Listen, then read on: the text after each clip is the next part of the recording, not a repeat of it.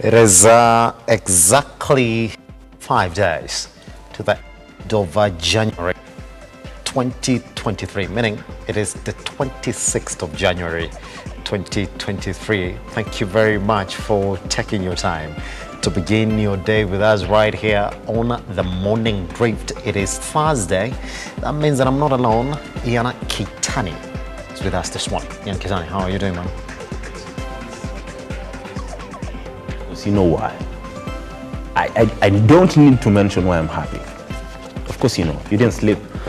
You were awake watching Manchester United win 3-0 against Nottingham Forest in a cup semi-final. I don't know when was the last time you played in a cup semi-final, but you know, that aside, it's a very good morning here from the capital, Nairobi, and of course, this is The Morning Drift. Simba. So you didn't want me to answer that? Of course. Just, do you have to go back to what, 1.5 years ago? You'll find Arsenal not just in a semi-final, in a final. I guess this is 2023. We don't go back to 2022. We can't. No way. Anyway, I'm happy to have you around, man. There's a lot that is going around us right now, in as much as the political economy is concerned. Raila Amolo Odinga is not breathing or backing off. He is planning for protest when? This Saturday? Yeah, of course. He'll be having a rally at Jacaranda on Sunday, yes. Yeah, so on Sunday. Would you be there? Definitely. I'll be there to, of course, bring our viewers up to date on whatever Raila Odinga will be talking about. And of course, in regards to matters, the high cost of living, and of course, the debate that he's having right now, that he won the election by over 2 million votes. So it will be a very, very interesting rally. And of course, we'll wait and see what happens. Yeah. It's interesting if you look at what Jeremiah Kione is saying, that they do now know that there's a report or there's another exit poll indicating that they won the election, not by just a mere percentage, Kitani. If you look at this thing, they got it by over 8 million votes out of the total votes cast. How do you make sense of why now? Why now, Kitani? You know, I was reading, I was going through some tweets on Twitter, and you know, people are saying it's okay to dream, but you know, Simba, at the end of the day, whether they won or not, as they claim, of course, because Raila Odinga was not declared the winner on the 15th of August by the former IEBC chairperson, that is Wafula Chebukati. At the end of the day, whether it's true they won or it's of course just unsubstantiated allegations, nothing much will happen. We already have a president in office. Everything is running. Everything is going on in the country. So it is just a matter of, you know, they're trying to create that. They're trying to bring back the energy from, you know, their supporters, so that they can, of course, rally and, of course, definitely put the government in check. So I don't think there'll be much in regards to the claims on they won the election by 8 million votes, because I saw Jeremiah Kione saying they won they got around 1 million votes, and William Ruto, the president, that is, got around 5 million votes, which he still claims from the 5 million. Of course, there are some stolen votes in there. So it continues to be, it's an ongoing saga, and I don't think it will stop anytime soon. Yeah.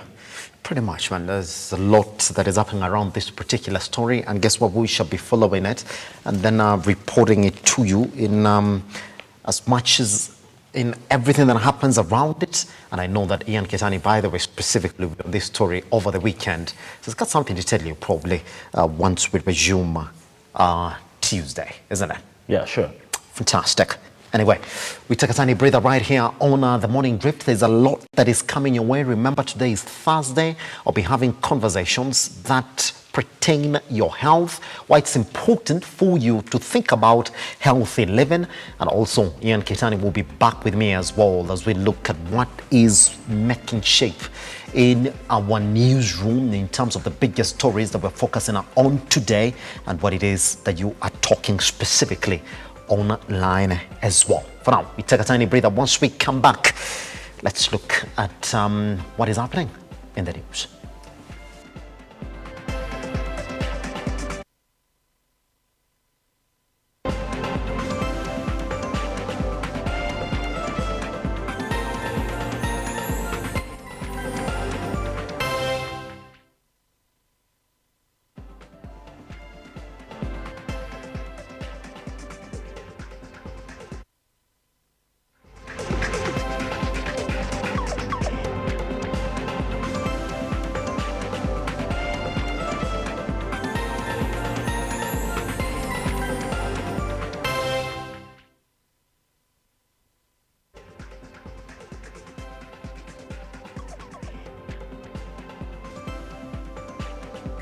Welcome back.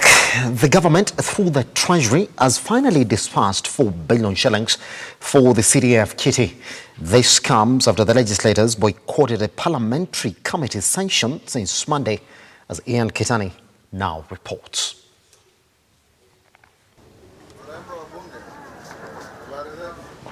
The tussle on the disbursement of CDF funds has taken center stage for a while now, with MPs boycotting parliamentary committee sessions, threatening to impeach the Treasury Cabinet Secretary.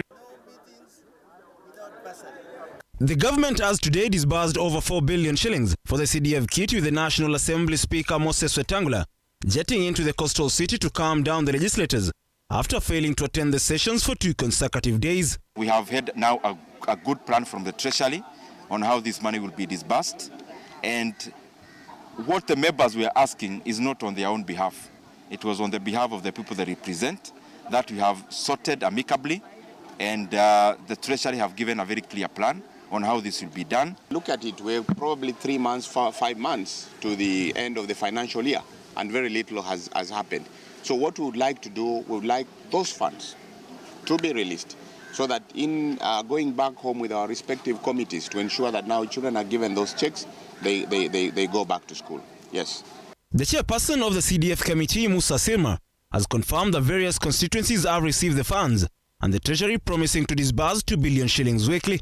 Today, we have gotten the full report, and I can confirm that we have received yesterday 2 billion, and today we have received another 2 billion. So next week, they have given a promise that we shall get another 2 billion on Tuesday. In 2015, the High Court also ruled the fund as unconstitutional. However, MPs proceeded to the Court of Appeal, where they won the case. As it has been witnessed before, has the government yet again disregarded the ruling of the courts by disbursing the funds? Ian Kitani, Lookuptv. Key political leaders have joined the family of Professor George Magoha at his Lavington home in Nairobi to condole his passing with the family. The Azimio leader Raila Amolo Odinga, who was among the attendees, eulogized the late CS Magoha as a champion who spearheaded several reforms in the education sector. Shada Karere reports. One after the other, politicians and close friends of the former education CS George Magoha at his home in Lavington, Nairobi County. The leaders had time to consult the family members, who have been overcome by a somber mood after the demise of 2 relatives within a period of 2 weeks. Yeah, the passing on of our brother, Professor George Magoha, is just a reminder to all of us that we are mere mortals. As a family, as friends, as colleagues, we are devastated. I was in this house on Monday afternoon when we were discussing with him about the funeral arrangements for Professor Nabera, who is his brother. And to that extent, we agreed on virtually everything as far as the program is concerned on Saturday. The Azimio Supremo Raila Odinga eulogized Magoha as an education champion who during his tenure saw key reforms in the education sector. For the nation and the people of Kenya, we have lost a great Kenyan. The death of Professor George Magoha is a terrible loss at the beginning of this year, 2023. Professor Magoha is somebody who has dedicated his life, that is his working life, in the service of the people of Kenya. All of you know, and I don't need even to stress it.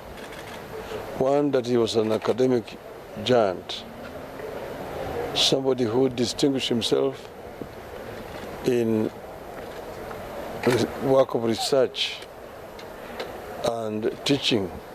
Odinga described Magoha as a selfless leader who spent his life in public service as he echoed him for instilling discipline among learners.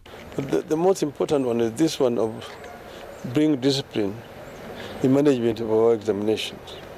You know, in the past, there were always very many cases of exam cheating. He brought that to a complete end. And you know, he was hands-on all the times. He's been facing the head teachers head-on and trying to introduce discipline. I think he brought discipline in our education system. Members of the National Assembly were not left behind as they also gave their tribute to the fallen CS. Ukaona kwamba alileta sheria za kubadilisha mfumo ya jinsi tunavyotahini wanafunzi na pia mfumo ya CBC. He's a hard-working Kenyan citizen. He means what he says and says what he means. So, Professor, we have a great loss in you. You left a legacy that should never be broken, a legacy that should forever be preserved. And Prof, you are engraved in our hearts. We will forever remember you, and we love you so much. Magoha will be buried at his home in Yala in Siaya County after the burial of his brother, Professor Richard Nyabera, will be buried on Saturday. Shadrack Kareria, Lookuptv. The news of the passing on of Professor George Magoha sent shock waves and disbelief among Kenyans for the nation that has lost a gallant leader, especially in the field of education. In his Yala home, neighbors have remembered the late Magoha as a great friend who had enormous kindness for family and colleagues. Our reporter Henry Tende looks at how many would remember the professor who left an indelible mark in her leadership and files the following report. When history books are written, the name of the late Professor George Magoha will feature prominently among those who instituted reforms in the education sector. He championed the new education CBC curriculum and was extremely passionate to see the success of its implementation. Back in his home village in Yala, neighbors and friends have remembered the late professor as a darling to many, who was readily available to offer help whenever called upon. There are some children he supported in school, paying their school fees. He was a very kind person. He was a uniting figure. He didn't want anything to do with conflict, strife. The late Magoha will also be remembered for his no-nonsense approach to issues. Neighbors here say he was a firm believer in truth and wanted things done in a structured manner. Because of this, some viewed the professor as an arrogant person, the notion that those close to him have refuted. To them, Magoha was an incredible person. Professor was a good man. He loved people, even though people feared him, but was always very welcoming. And the thing that made people fear him so much is that whatever he wanted done, he wanted to be done.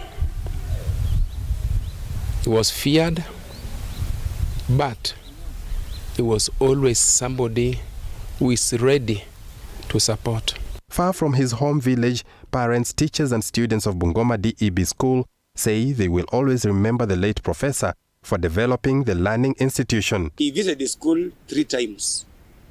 It's rare for a CS, busy as he was, to have visited one school 3 times. We have 3 classrooms in this school. One of them is this one we are looking at, and there are 2 the other side, courtesy of Professor Magoha, through infrastructure of the Ministry of Education. And we remember Professor for the energy that he put in to ensure that CBC stands, and we are happy that we've made progress because of the support and the energy that he put in to ensure that our children succeed through CBC. I'm really happy about Professor George Magoha for building classes for us that were enough in classes. We are not really filled up to the brim in classes. We learned very well, and I'm really even sorry for his death, for he passed on yesterday. And as Bungoma DB family, we say that we are really going to miss him because he's the one who built classes for us and even visited our school more than thrice, and we are going to really miss him. Indeed, The nation has lost a great leader. May his soul rest in peace. Henry Tende, Lookuptv. Opposition leader Raila Amolo Odinga has now claimed that they were not given access to the servers, contrary to the evidence given by former IEBC chair Wafula Chebukati and the Supreme Court's verdict. Raila, who was speaking Wednesday after he met Azimio leaders, said the presidential poll results only came from one of the 4 servers. He further added that the poll results were ready as early as the 10th of August 2022, but Chebukati and his accomplices delayed to try and hide the traces of what they were doing. Raila insists that Chebukati had remained silent because the whistleblower's account is truth. Yule mtu ambaye ako ndani huko ndani katika ABC akapiga parapanda na katoa ukweli ikiwa kule Afrika Kusini. Sio? Hii ni ukweli ambao sisi zote tulikuwa tumejua hapo mbeleni. Maana yake siku ile ya kupiga kura kuna kitu ambacho inaitwa exit poll.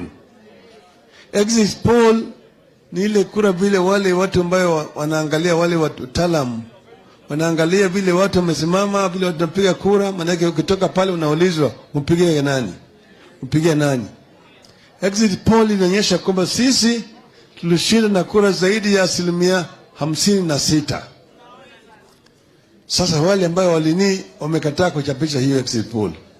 Lakini the exit poll showed that we won by over 56%. Kawaida exit poll haisemika uongo. Exit poll maana inaonyesha vile watu wamepiga kura. Sasa kila mtu alijua na kwamba tulishinda. Lakini yale ambayo yalifanyika sisi sasa tunajua vile ilikuwa. Kulikuwa usiku na servers 4. Ngapi? Moja ilikuwa kule Holland. Kule ndani ya mawingu huko in the clouds. Pili ilikuwa nyingine kule Venezuela. Kule mbele kuna mtu anaitwa Jose Camargo. 3 ilikuwa hapa katika Anniversary Towers. Anniversary Towers pale ambayo IBC iko. 4 ilikuwa moja katika industrial area huko chini. Alafu katika Bomas of Kenya kulikuwa na kitu inaitwa the portal. Portal pale ambayo sasa ili matokeo ilikuwa naingia. Kati ya hizi servers 4, moja pekee yake ndiyo ilikuwa inatuma matokeo kwa Bomas. Na hiyo ilikuwa ile server ya Venezuela. Ya yule mtu anaitwa Jose Camargo. Uliona? Alikuwa anapata hiyo matokeo anabadilisha. Zile za Raila anapatia Ruto. Hasa hapa mtukua wakati hapa. Anachukua hizi anabadilisha anapatia pande ile. Alafu anarusha inakuja hapo Bomas of Kenya. Tuliona vizuri? Hii ndio sababu mnaona katika mahakama mawakili yetu walitoa mfano. Yule msichana Soweto alitoa mfano apayo ilikuwa na ile sahihi ya yule Camargo. Simuliona hiyo sahihi ya Camargo. Alafu akatoa mfano mwingine kuonyesha kwamba Kimskit moja. Kimskit ilikuwa kila station iko na Kimskit moja. Kila polling station iko na Kimskit moja. Na kila Kimskit iko. A Form 2 student at Moi Forces Lanet is appealing to well wishers and friends to assist her family that lives in Kawangware, Nairobi County to offset a 2.9 million shillings debt that accumulated over a few months following her father's ailment. Abala Omanga Musioma, a 43-year-old, succumbed to a brain tumor at Nairobi West Hospital last year, leaving his family with a huge debt to be settled. Cecilia Lubanga reports. Everything seems in order as you approach Leshu Apartments, but on the second floor of this building lives a family that is clinging onto the last string of hope. Phyllis Kemunto still tries to wrap her head around the circumstances that surrounds her family. The family is staring at a bill of 4.4 million shillings following the demise of Abel Omanga Musioma, who succumbed to a brain tumor that has costed the family millions of shillings within a span of 2 years. Na hatukuwa na pesa. Na tena tukaanza mchango. Tukapata pesa, tukakana na request haya kupasua kwa kichwa. Hiyo kitu ilitoka, akarudi akapewa kwa HDU. HDU akakaa wiki moja. Tena akasema tena tumbo shida ya tumbo. Tena akaenda tena kwa operation. It was hard because dad alikuwa anafuata after pesa ya hosi. I had to go to school. My brother and I had to go to school. We had rent. It was a burden. But thanks to the church, we managed to get money for the first surgery. Before I did my KCPE, he went for his surgery. And it was unsuccessful because it turned out hiyo tumor ilikuwa isha grow. Na venye imegrow ingetolewa na mapua. So they had to go for the second option, which was a matter of life and death. Umeka alikufa kwa watu wadogo. Church nilimsaidia mpaka vile alisoma mpaka mahali amefika. Sasa hapo alikuwa amenunua shamba. Hatakuwa tumemaliza kulipa. Alikuwa amepakisa 250. Sasa ndio pesa ipatikane ilipo hapo. Atupate hiyo mwili tupate tumweke huko. Mimi mwenyewe sina wasasi. Sasa tumeacha tu hivyo. Sina wasasi, bila kuwa na wasasi. Sasa tu hivyo. Nipake tu sita wasasi, bila na wasasi, nipake tu peke yangu, sina mali naenda, sina hata kazi. Sifrandasaidia watoto wangu. Tears and worries have become the order of the day in this home. For them, the future is bleak and fragile. Affording a meal is no longer a routine. Niliacha nikiwa na 15 years and my younger brother ako 10 years. Her biggest dream is to have her father buried, her school fees paid, and a roof over their head for her family. Sometimes we don't even have food to eat because we don't know, are we going to eat? Is the money we have even enough? The 15-year-old forced to mature due to circumstances that have forced her to step up. Nilikuwa napenda if our deputy president Gachagua, if you're listening to this, our family right now, we need a lot of help. I need to go back to school. I need to keep scoring good grades. But say we have so much on our shoulders. The pending bill, it's just too much for us to handle. So if you're really seeing this message, we really need your help. I really need your help. I want to go back to school. It is the pain they live with every day, ever since the breadwinner of this home passed away. The family is humbly appealing to well-wishers to support in every way possible so as to offset the NMS bill that haunts them day and night. Cecilia Lubanga, Lookuptv. Telling you that's a sad story. And you listen to the details of that. If you can help, then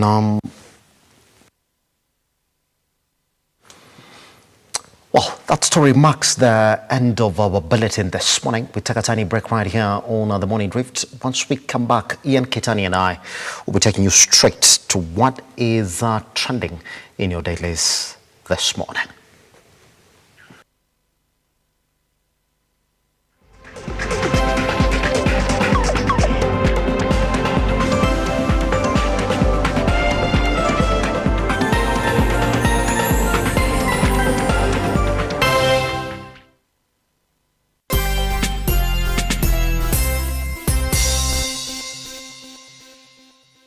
Are you a junior secondary school, a college, a TVET institution or a university and you want to advertise your intake? Book now and advertise with us today on both Lookuptv and all our digital platforms. Call us today on 011 0430 158, 011 0430-158 or email us on sales@lookuptv.co.ke.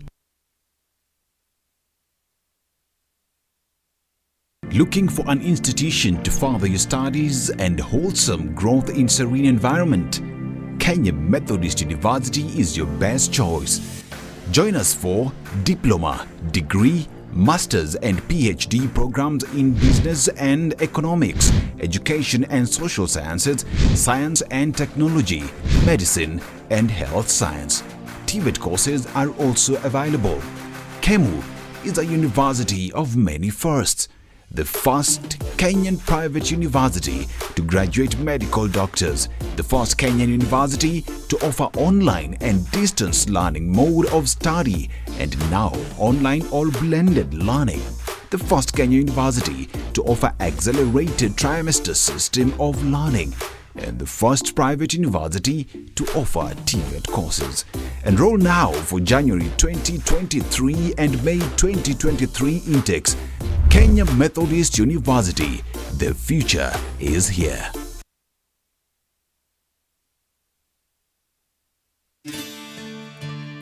Do you need a dose of hope? If so, you are in the right place. We think of ourselves around here as hope dealers, delivering truth, power, and inspiration to hearts and minds all over the world. If nothing else has worked for you, why not give the God thing a try? For it's in the presence of God that you'll find everything that you need. Amen.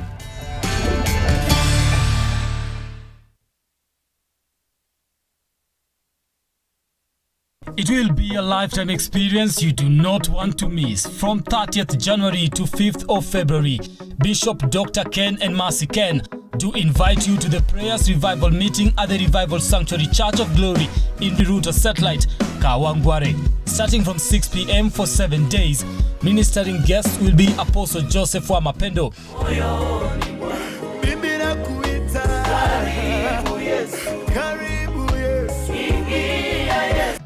And performing live will be music minister Sifael Mwabuka all the way from Tanzania.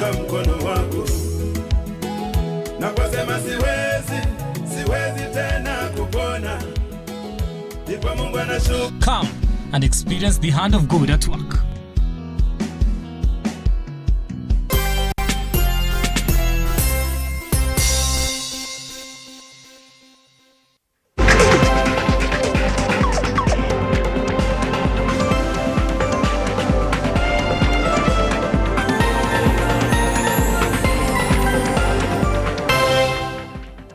Well, if you're just joining us, this is Lookuptv. My name is Simba Kiage, but this is most certainly the morning drift. Wow, Kitani. Wow, I should have taken that break a long time ago. Wow, this is the morning drift. Kitani, welcome back. How are you doing, man? Thank you very much, Simba. I'm doing so great this morning. Yeah. And I must say, the last story just did over there. Yeah. It's actually sad because this is a 15-year-old girl who needs to go back to school. Her peers, of course, are already in school. The young boy, everybody's in school, but apparently, due to unavoidable circumstances, they're still home. They're to bury their parents. So most definitely, we urge all, anybody who wants to help to chip in through and help, because this is a family that are really struggling with the hospital bill, the funeral expenses, and of course as well, they need to pay school fees for those two kids. Yeah.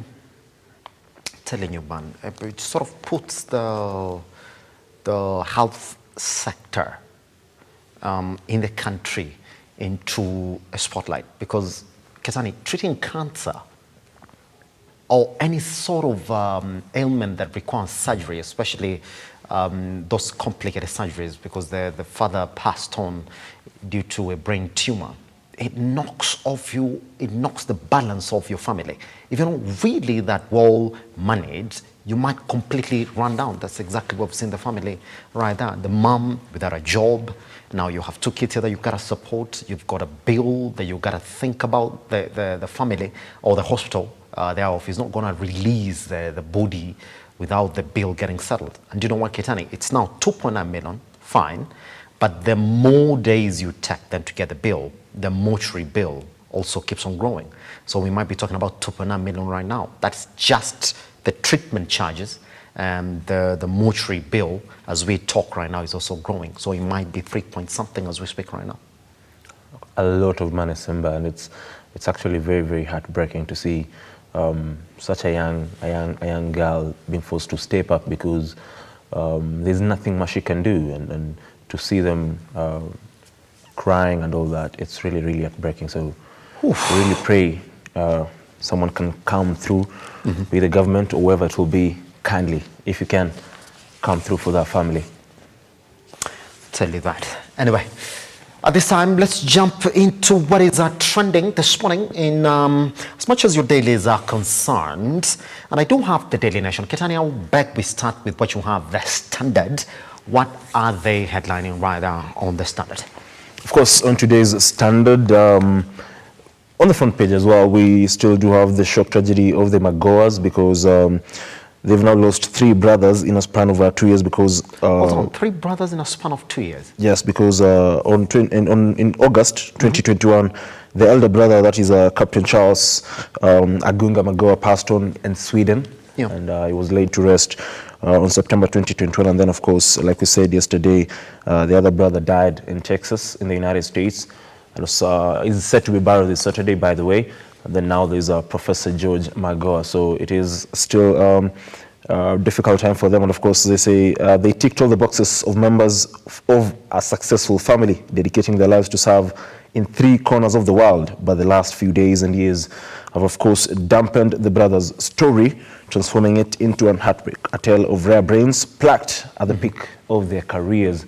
So we, of course, as well will be following that story for you because people continue to pay their tribute and, of course, condole with the family at their home here in Nairobi, especially in Lavington. And we saw former Prime Minister Raila Odinga condoling with the family yesterday.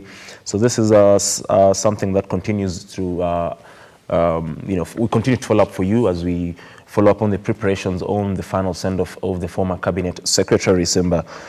But as well, away from the Magoa story, and this is something that I'd really, really want to pick your mind on because being a business journalist as well, we're told that the Kenya Power strikes the new bid to increase electricity cost in the country. And of course, the cost of power is expected to go up, according to the Standard, beginning on April 1st. I know April 1st is Fool's Day, but this is a real story. It's a real story. Like April 1st. Yeah. So, Simba, from a business perspective, how crucial is it going to be now that the cost of electricity is even going up higher? So Ketani, the thing is, this is where, and we'll have this conversation once then we get to embark and look at business right on Lookuptv. It's a conversation that you really need to have because if you look at this proposal, Ketani, I just want to bring for you a couple of data here on exactly what they want to do. We're talking about consumption bans that are within the country. You can start with a live line of the 30 kilowatt line. That's the biggest one where the industries are, all the way down to the common one, which could be 15 kilowatts, all right? Yes. So under here, this is what they're proposing then, because I want to increase it from the biggest one that we're currently, the smallest one that we're currently talking about would go at a 621, that particular line. In this proposal, you will see it revised all the way up to 840 shillings per kilowatt hour, all right? The largest one, this is what we do have the big industries in the country that are on.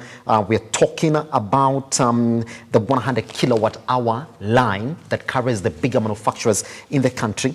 The current, if you look at the kilowatt hour, it's at 2,638 shillings. In this proposal, Ketani, it's going to shoot all the way to 3,692 shillings. Now, the ripple effect of this, Ketani, it's not just that simple, because then when you're proposing 78% increase, and remember we started this year again by reverting what President Uhuru Kenyatta was working toward.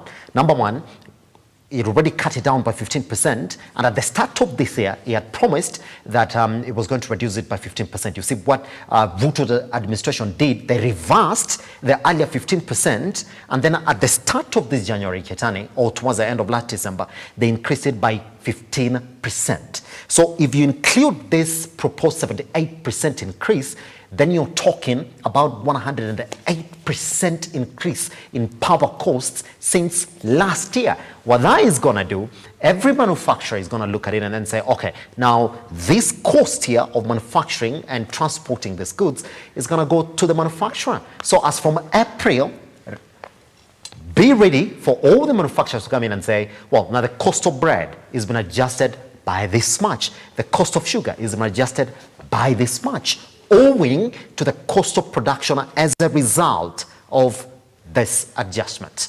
Guess what? It's not I scratch your back, you scratch my back. It is I scratch your back, I cut your foot. Because indeed, you have to factor. All the manufacturers ain't going to look at this cost and then say, let it rest. Ketani, they have to adjust the cost of prices. And whether this settles good for government that is saying, we are going to reduce the cost of living, I do not know. Even that unga is going to go up because the cost of producing it is going to go up. We are power economy. You can't touch power and expect that things are going to just be the same. So back to them, Ketani. You know your sentiments, by the way. You've listened to how Simba's, given you all the details, and of course, be sure to start or continue watching Business or Look at Business to get more details on all those stories. But Simba, all that reminds me of whatever the Cabinet Secretary for Treasury or Finance, that is Mr. Njimina Ndungu, said at the beginning of the year, tighten your belts because it's getting tougher. Actually, it's going to get tough, isn't it? And by the way, Simba, talking about getting tougher, we were talking yesterday about the meeting or the members of parliament retreat in Mombasa, and of course, they had boycotted the sessions, and finally they did go back because money was disbursed. But just to let you know, Simba, that meeting in itself, the 5-day meeting, will cost taxpayers a whooping 75 million Kenyan shillings. Hold on, just that meeting, the retreat? Yes, just the cost of the retreat. 75 million. 75, because the cost of the flight for all the 349 MPs will amount to up to 5.3 million. This is the cost of the flight. 5.3 million. 5.3 million. Oof. Now, the cost of staying at the hotel and holding everything, their retreat there will cost the taxpayer up to 69.8 million. And most importantly, by the way, 69 million. How long is the retreat supposed to be? 5 days. 5 days. Yes. So and by 5 working days, yes, and we have to fork out 75 million shillings. Yes, and most interestingly, because this is very, very concerning to me, is that the MPs will get a per diem of 18,000 per day, including the days they boycotted that event. That means each MP will get at least 91,000 for the 5 days of just going to do your job, doing your mandate. 91,000 per member of parliament. That amounts to around 31.8 million. Goodness me. Wow. At this rate, I want to be a member of parliament. Yeah, Ketani, when are you vying? Are you vying for 2027? Watch out. You never know. Might be 27, might be 32, might be 37, but someday. We can sponsor you. The only thing that we want is that every time you go for the retreat, hiyo 91,000 unatuwekea kwa M-Pesa bwana, tuvute machozi ya kukusupport bwana. Huwezi enda tu bure hivyo alafu tumika kitu. Hiyo mambo tutaona. Tutaona. Lazima bwana, utuma kwa kitu. Wait, 91 million. But Ketani, yes, ma'am. It's the same question that I asked yesterday, that couldn't have they found a better way? Because then you wonder, this retreat essentially had a purpose, isn't it? From the government side. They boycotted it for 2 days. They got paid. All right, they got what they wanted. The CDF funds have been released. Are they going to get an extension for the 2 days that they did not attend, or that's done and dusted and it's going to be 3 days and that's it? Because as far as we're concerned, they're going to come back when? Friday? Yes. Yeah. So is that it? You never know, by the way. They might decide to extend it by 2 days. But the 18,000... And as for more per diem? Yes, the 18,000 per day, I can tell you for sure, is even more than the average... basic salary of what somewhere gets. Definitely. In a month. It's a tough times, like I said. Really, really tough. Well, okay. I mean, things are good. I was telling you, Ketani, 2027, Bana. Step in. We are going just for come it. in and support you. We are going for it, man. Anyway, is that it from the Standard, or you got something that you want to touch on? I mean, I normally like the back page because it's got some very nice headlines, and I would like to get your sentiment. What is the Standard saying about EPL and Man United? They're talking about local football. And by the way, I love the headline because FC Leopards won against Kenya Police. And you know what the headline is? Leopards on the loose, injure police at Nyayo Stadium. I like that. And you know, Leopards on the loose. Beautiful headline. I'm an FC Leopards supporter, by the way. I do support FC Leopards in the Kenyan Premier League. And for a while, we've been struggling, just like Arsenal have been struggling for a very long time. But you can. I love the fact that, local fans are now embracing football, local football, because you'll find fans thronging stadiums to watch football. I only have one problem with the Kenyan Premier League. Because you cannot have matches being played during the weekdays at 3 p.m. and expect fans to go to the stadiums. People are at work. Funny enough, you should say that, but when people are broke, people are at work. I mean, let the games be played over the weekend. We will come and watch those games. When Baba called for Kamkunji meeting on a weekday in the afternoon, when you like to think that people are at work, Banakulija, anyway, and FC Leopards in Gwe cannot even pull a crowd over the weekend. Anyway, you saw we can. So that story of those Ugandan fans who were arrested for celebrating Arsenal's win over Manchester United. Were they celebrating or were they rowdy? No, that's how you celebrate. How do we celebrate World Cup wins, Ketani? We go to the field. I know you say that because they're Arsenal fans. But good thing is they were released. Yeah, they were released. And you know they told the officers, let's see you on May 28th. That's it, Pataluku 28th May. But you know the thing is, that they're talking as if they're sure they're winning the league. We don't know what will happen in between. So, of course, see you on May the 28th. And that is exactly what I'll tell you, Simba. See you on the May of 20th of May, beg your pardon. Anyway, let's cross over to the Daily Nation this morning as we wait to see Ketani on the 28th of May 2020. But it's not far. It's not far. Just a couple of months away. February is just coming, by the way. So I wonder what the goalpost is going to be this time around. When Arsenal come out of February, still top of the log, it'll be like, okay, a miracle needs to happen. We'll say, we are waiting for Arsenal. We just want Arsenal to lead as well in February because we want to show you guys some love. February being the month of love. You've been struggling for a long time. So we'll allow you to lead the league in February, and then from March, the real boys will now come for the league. Yes, well, we leave it for you, man. Anyway, let's cross over to the Daily Nation this morning. And Ketani, is the same headlines that we have here, but into more detail, because I can see what Raila Amolo Odinga's action plan is. Read that story on page 4, and this is what they're saying. Raila Odinga's game plan. Just to get you what he's saying. Number 1 here is a nationwide rallies, apart from Nairobi meetings on electoral justice set for other towns. Number 2, tax resistance. Do you support that, Ketani? Rally supporters to shun punitive taxes. That's exactly what his strategy number 2 is. Number 3, product boycott. Ask supporters to shun enterprises associated with the ruling coalition leaders.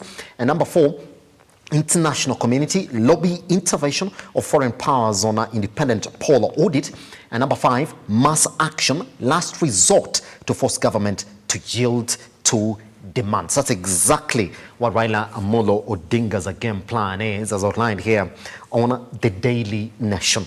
But apart from that, read on the same story that Ian Ketani gave you this morning on how electricity prices may go up in new proposal as Kenya Power seeks review of tariffs on the back page of the Daily Nation, and how members of parliament have their way as NGCDF released Treasury sends 4 billion shillings to constituencies. That story has been covered on page 6. But then, on the sidelines of that, we do have how a village is in shock. The story about the former CES Education Magoha's passing.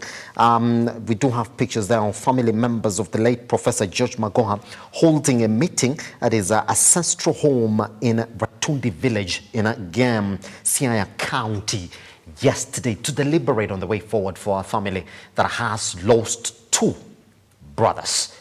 in a span of just days, Keitani. It's really quite a somber mood right there. Let me just pick your sentiments. I did see, I don't know whether I got my facts right. I did see Dr. Roslyn Akombe tweet yesterday that Uhuru Kenyatta had called on Matiang'i to make sure that CS Magoha gets a befitting send-off. Did you see something like that? Yes. Oh yeah, by the way, you saw it, yeah? Yeah, I saw it. But Kisani, how did you make sense of that?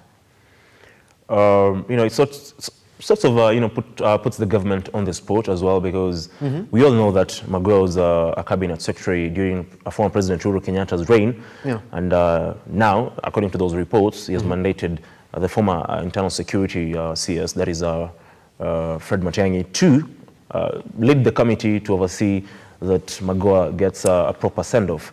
Now, what will be the role of the government in giving the CS a send-off, a proper send-off, or befitting, like you said? And will they now come together? Will there be a committee from that is being led by Fred Matiang'i and another one led by the government, or will they come together? It sort of throws the government into the frying pan, because we're yet to hear, by the way. Yeah. Personally, I'm yet to hear from the government on what are the plans to give Magoha a proper send-off, because as well, we of course saw leaders going to Magoha's home yesterday and Lavington to condole with the family, and I was waiting to see the deputy president, that is Rigathi Gachagua, to show up, but maybe he'll be there today.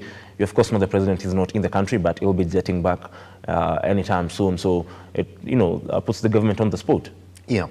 It's interesting that we've not really, the president is not in the country, that we do know, and you like to maybe have expected that plans on what the burial of the former CS is going to look like would have come from the government, but you haven't seen that, as Ketani was saying.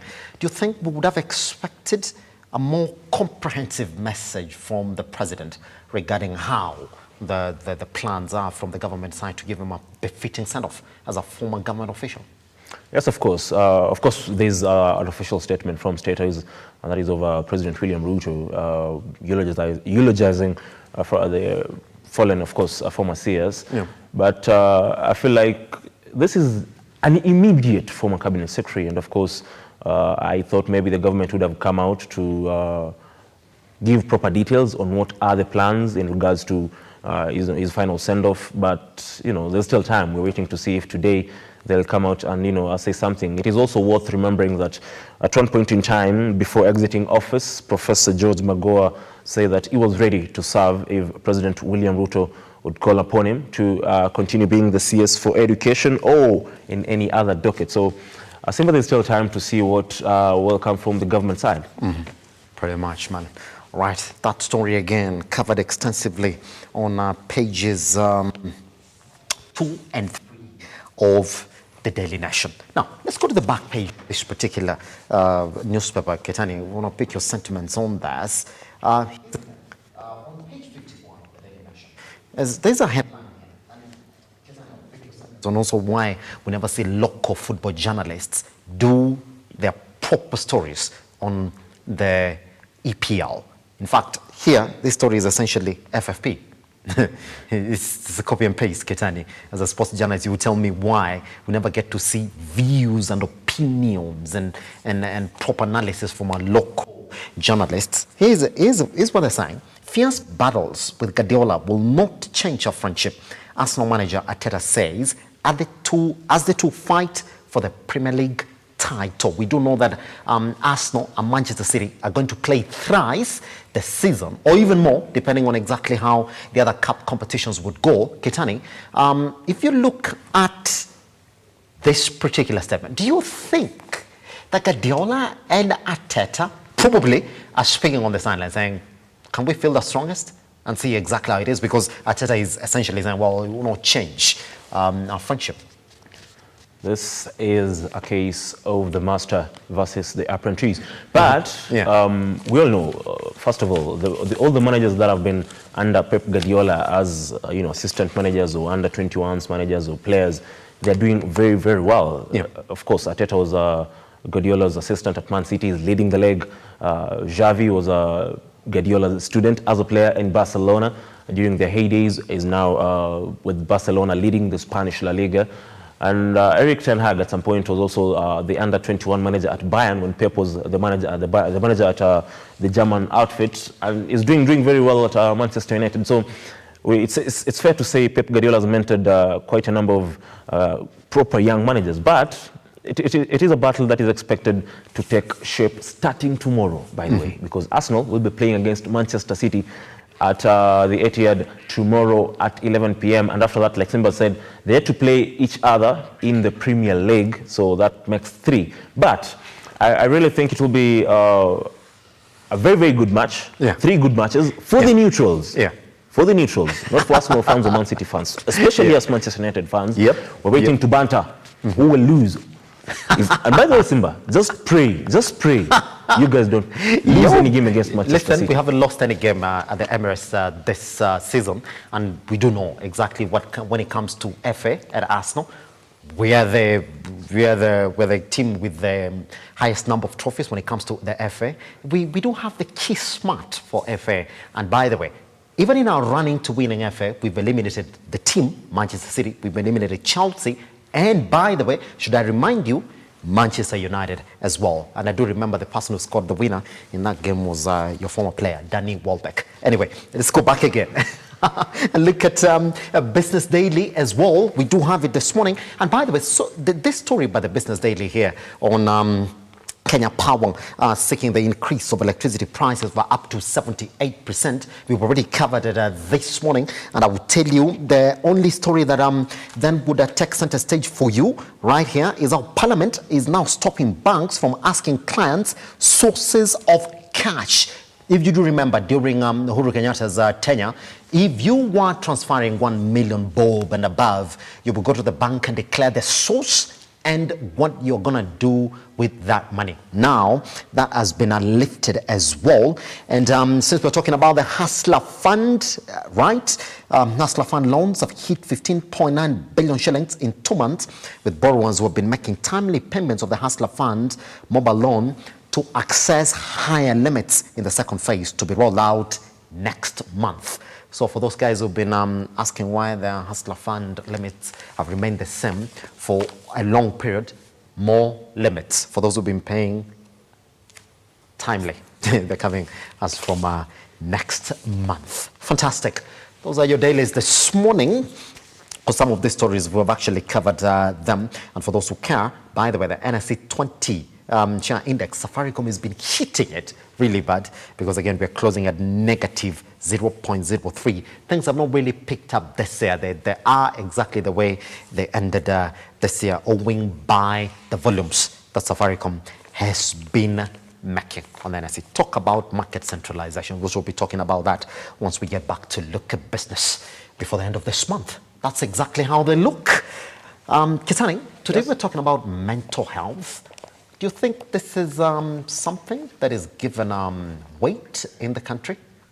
I don't really think it is given the weight it deserves, because this is a problem, and Simba, like it or not, is that this is something that affects each and every person in this country directly or indirectly. In one way or the other, you're affected by issues of mental health, and I feel like this is something that needs to be given priority, because you end up seeing a lot of people taking their own lives. People are battling a lot of things out here. People are struggling. There are a lot of issues around each and every person. And then if they don't get proper advice and on how to handle all these issues, it will continue to be a tragedy, and we will be seeing more cases of such issues happening across the country. So we need to address cases of mental health as soon as possible and give it the weight it deserves.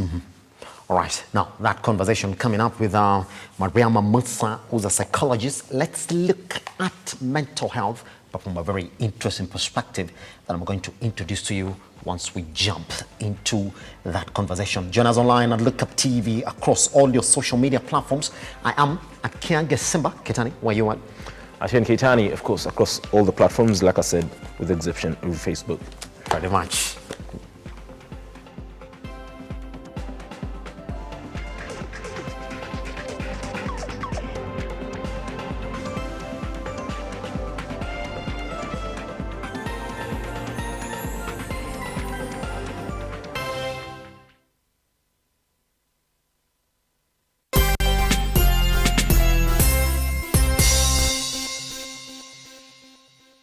Vera Beauty and Fashion College is focused on being the leading technical and vocational training institute in the region.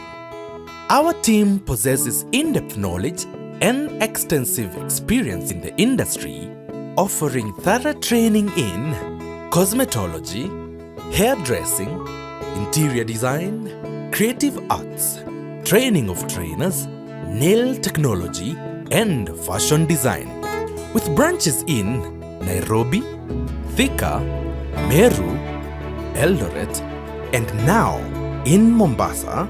Our courses ensure that learners are completely equipped with knowledge, competency, and employability skills. Enroll today to be a part of a center of excellence.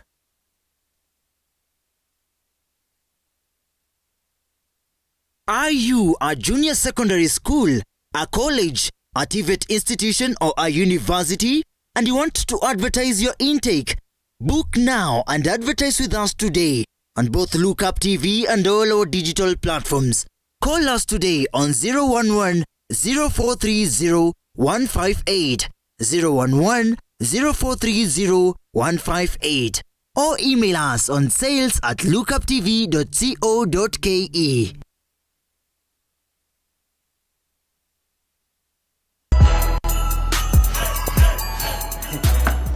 Sienda nayo huko ndani, unaacha hapo kwa luggage ndio uingie. Ni wacho kwa luggage namna gani nataka kutumia huko ndani? Nimekuja na hii gani ndio inatumika? Hii paketi ama hii kuchota? Kwani serious hii? Bwana wacheni mchezo bwana. Nini? Karibu customer. Hizi bidhaa unaziacha pale kwenye luggage ndipo sasa ufanye shopping kwa supermarket yetu. Kuchota ni kufanya shopping pekee. Ni kufanya shopping. Raundi hii chota mapema na Hetia Supermarket ndio best. Kwa mara nyingine tena Hetia Supermarket inakuletea chota na Hetia Supermarket. Kushiriki shindano la chota ni rahisi. Ingia tu Hetia Supermarket iliyo karibu nawe Kitale, Bungoma, Eldoret, Kakamega, Kisumu, Busia, Naivasha, Limuru, Nairobi, Thika, Nyeri, Meru, Chuka na Maua. Nunua bidhaa ya shilingi 600 na zaidi na utapewa raffle ticket. Jaza vizuri na utumbukize kwa sanduku iliyo mlangoni. Utakuwa umeingia kwa draw ya kujishindia zawadi kama gari 7 aina Daihatsu Mira, pikipiki 21 aina ya TVS, 1130 school fees, TVS, microwaves, shopping vouchers na vingine vingi. Bas, ni huku. Saidia bibi. Chota imethaminiwa na Kiwi Bacon, Savannah Juice Fruit Vial, My Choice Hand Wash, Zesta Choco Primo, Ketepa, Blue Band, Aramco, Oven Fresh Bread, Nivea, Silent Night Mattresses, Coca-Cola pamoja na Hisense. Shindano hili limeidhinishwa na BCLB permit number 002816. Sheria na masharti kutumika. Chota na Hetia Supermarket, na hii motokaa gari smart kabisa inaweza kuwa yako. Unangoja nini? Ingia, fanya shopping yako Hetia Supermarket, kuchote na hii kari, hii motokaa inaweza kuwa yako. Mtu anaweza pesa kwa buti. Hetia Supermarket, a world of choice.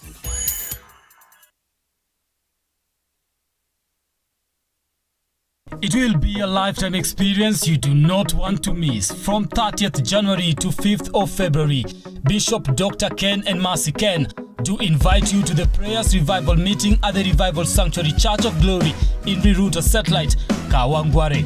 Starting from 6 p.m. for 7 days, ministering guests will be Apostle Joseph wa Mapendo.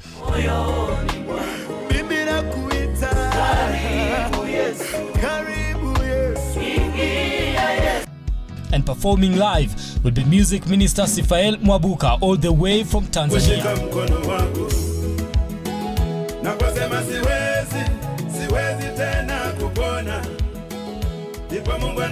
Come and experience the hand of God at work.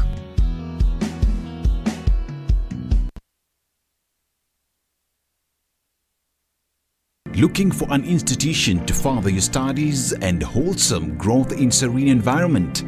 Kenya Methodist University is your best choice.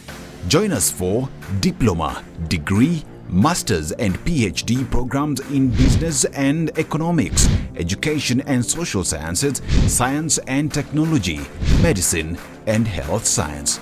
TVET courses are also available. KEMU is a university of many firsts.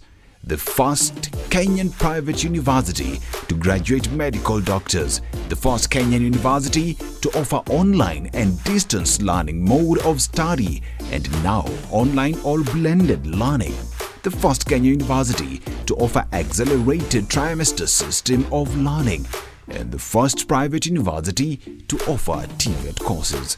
Enroll now for January 2023 and May 2023 intakes.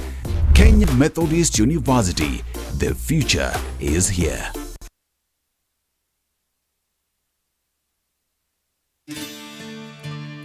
Do you need a dose of hope? If so, you are in the right place. We think of ourselves around here as hope dealers, delivering truth, power, and inspiration to hearts and minds all over the world. If nothing else has worked for you, why not give the God thing a try? For it's in the presence of God that you'll find everything that you need. Amen.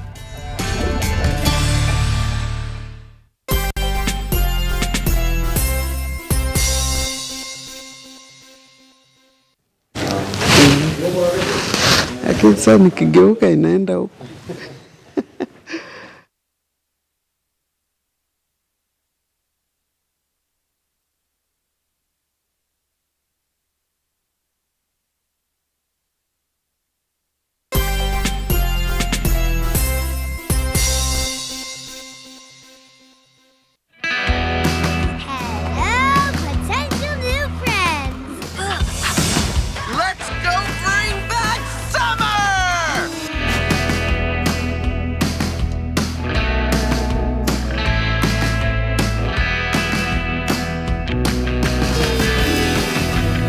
You should really try this.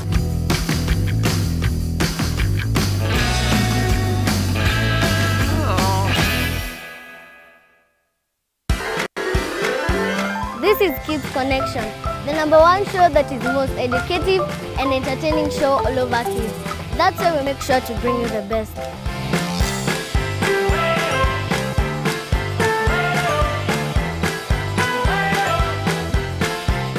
Let's meet same time, same place, only on Lookuptv. With me, your amazing host, Neema Njeri. And your favorite co-host, Stephen Wadim. Bye!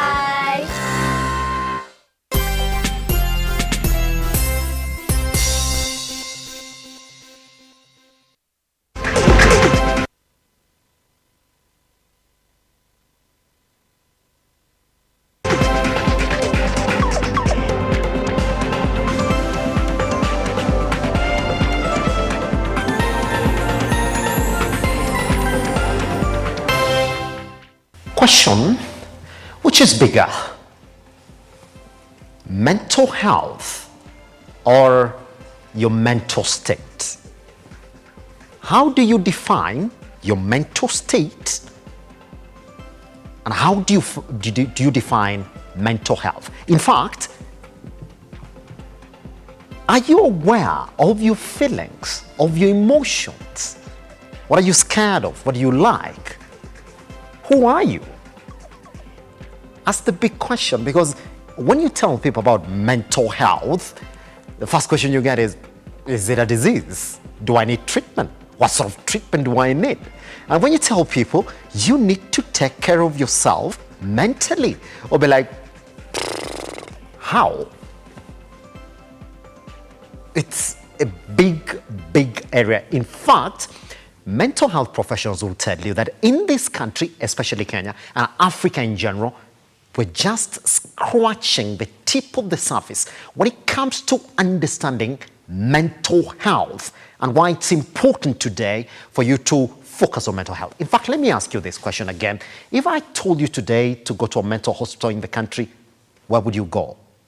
Some of you will tell me, we know the best chiropractors in the country, we know the best eye specialists in the country. But when I ask you, can you tell me the best mental hospital in the country or the best mental specialist in the country? You will not tell me. So that's how bad we are as a country or as a people in identifying the importance of mental health care. Joining us today then to start telling us about mental health and mental care, we're joined by Mariam Musa or is a psychologist. Mariam, how are you doing? I'm fine, thank you. Good Welcome morning. to Lookuptv. Thank you so much. Let's start like that. And it's a question you get most of the times. People get scared, or people just do not know anything about mental health. What is mental health? And even before you begin to define mental health, what makes mental health? What is this thing that we're talking about, mental health? Thank you, Simba. Like just as you started saying, if you ask people about mental health, we told them to go to a facility. Where would they go? But the question is, would they be even prepared to go? And what is this mental health, and how do our people view, or do most people view mental health? The thing is that when we are talking about mental health, we are talking about health. And there is no health without mental health. That is one thing we need to find, to agree. That without mental health, there is no health. One. And then when we are talking about mental health, it's a state of well-being. It's a state of well-being. Yes. And in this, we are looking at issues like the person is able to realize their potential and their abilities. And this same person is able to function productively in the society and to contribute to the society in a meaningful manner. Yes. They're also supposed to be productive and to look at themselves as people who are capable of doing things and even able to cope with life's challenges. Yes. And that's mental health. So you can define it in any other way you want to, but just remember that this person has to be able, first of all, to understand themselves and to understand the capacity and the capabilities they have, and also be able to cope. And that's mental health. Pretty much. Yes. So people also say, if we're going to talk about mental health, then it's important for us to understand, when am I mentally sick? If indeed you're saying that there's something called mental health. Yeah. Really.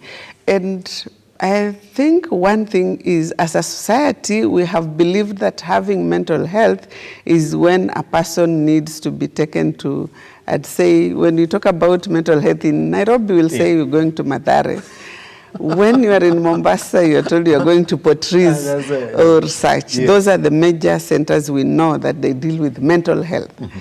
And we are not looking at mental health as a well-being, as something that is normal, that we are supposed to cope with and to live with and to be in a state of well-being overall. Yes. So mental health is not to be looked at only when the person is, I don't like to use the word crazy, or when the person has reached those unproportional levels where now they're being tied down, and they're like, crazy is not also a good word to use, but the person has now stopped functioning normally. They have already gone through there and have maladaptive behavior, but this has gone to higher levels where they are not able to cope. And maybe somebody is now talking on their own, they have removed their clothes. So that's when people think it's mental illness, mental health. But mental health is a state that we need to be in and to take care of ourselves so that we are overall, generally, we are able to function. And looking at this, you find, no wonder you find people, somebody just waking up, this example, somebody waking up and you find they have killed their family members. Do you think that person just woke up that day and decided to kill? No. But it's something they have been going through, Yes. and it has reached a point where they can't. Maybe the person even doesn't know what they are going through. And so if we are mentally aware, if we are aware of ourselves, then it's easy for us to try and seek help. And there are times where somebody is crying for help, but it's not easy even for people to understand, because it might be coming out in the wrong way, through change in behavior, change in the way a person relates. Yes. Because also when you are in a state of well-being, you also are able to cope and to have long-lasting friendships or relationships. If you can't have that relationship long enough, and the second one, and the third one, and the fourth one, there has to be something that needs to be looked at. So maybe you are somebody who is always jovial, you are talking to people, and all of a sudden you change your behavior. You become a recluse, you isolate yourself, you are not talking to people anymore, or you become aggressive. They are opposite. Mm-hmm. That signals something, and it needs to be looked into. And so if you don't have people around you who are able to notice this and do something, that's how it would go. Yes. And like you rightly put so, in our country, we are told that out of 4 people who go to seek treatment, out of a person going to seek treatment, 1 of them out of 4 presents with a mental health condition. Wow. Yes. And that's a huge percentage. Yes, it is. Yes. 1 out of these 4. And in the general population, out of 10 people, 1 has a mental health issue. And what are we saying? This is why we are saying that to be mentally ill, you don't have to be that overly in a state that you are now have become disruptive and it's showing everywhere. But you might be, we could be here and we have our own mental health issues. Yes. So just before, because I know what the topic for the discussion today is going to be, it's helping parents cope with this period when they've stayed with the kids at home and now all of a sudden they're back in school, and also the kids now have to deal with this 2-month break period when they've been at home, and now they've got to adjust to going back to school. Just before we get there, Mariam, let's dial it back a bit. As a psychologist who gets to deal with these cases every single day, is there a pattern for these cases you'd like to say and say, well, majority of the cases that I've made when it comes to mental health issues are A, B, C, D. Is there a category you would like to share? Basically, what I would want to say is that in most cases, you find people who have depression and they don't know. Hold on. Yes. Hold on. People who are in That's a bit scary, isn't it? It is. And especially you find this, and let's say for people who are abusing drugs and substance, people use drugs and substance abuse. You might find that out of those, they have different levels of depression because there's also the state from the beginning as they move on. So they're in different states. And so if it is in drug and substance abuse, then it means that these things can, it can also be supportive of each other. The person can be in this drug and substance because of stress and all issues, and also these drugs can be contributing to the person also going to depression. And so you find that there is depression. And in young people also, there's suicide. Suicidal tendencies are high. I'll tell you that there is a time in a week I had like 4 cases of suicide, people who are trying to attempt suicide. And the sad part is by the time you get these people coming here, they have had these thoughts for long. Some have tried maybe once or twice. And in most cases, nobody even knows at all. People don't have an idea. The family. The closest people. Yes. Yeah. And this is also an issue with young adults, especially those who are in school, like in college, high school. It's a major issue. And of course, it stems from different reasons. Also, for somebody to get into a mental health issue, it's a combination of different factors. It's never just a one thing contributing to it, but there have to be different things also taking place. Yes. And if it's one thing, then maybe it could be trauma that has been ongoing and ongoing. And also, the sad part is that most of the issues stem from within the family setup. It's not outside. Most of the issues stem from the family setup. Yes. We know that this is the first socialization a child receives, and so it bears or it has an influence on how a person goes. And the resilience of a person or the resilience of a child will depend on how well they have received support, how well they have been supported, not on how much they have been given materialistically. And when we look at our current world, parents have a lot of their own issues. They have so much pressure. They have a lot to deal with. This is also an environment where we have become individualistic. If you are raising your child, you are doing it on your own as a family. And also there are those changes in the life setup and the family setup. Traditionally, we knew that a family comprised of father, mother, and maybe even grandparents, uncles. But right now, we find that most of the people have, it's either father, mother, or mother alone, or father alone.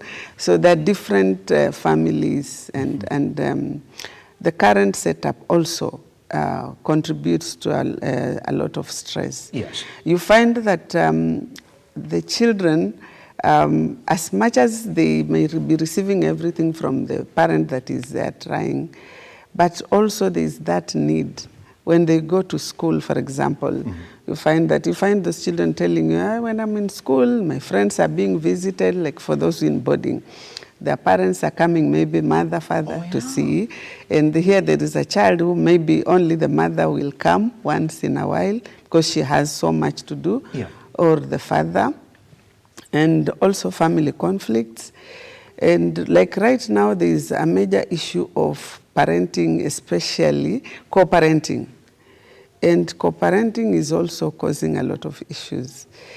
Not because the parents are not together, but just the way they handle the situation. So when this situation is not handled well, it also impacts on children.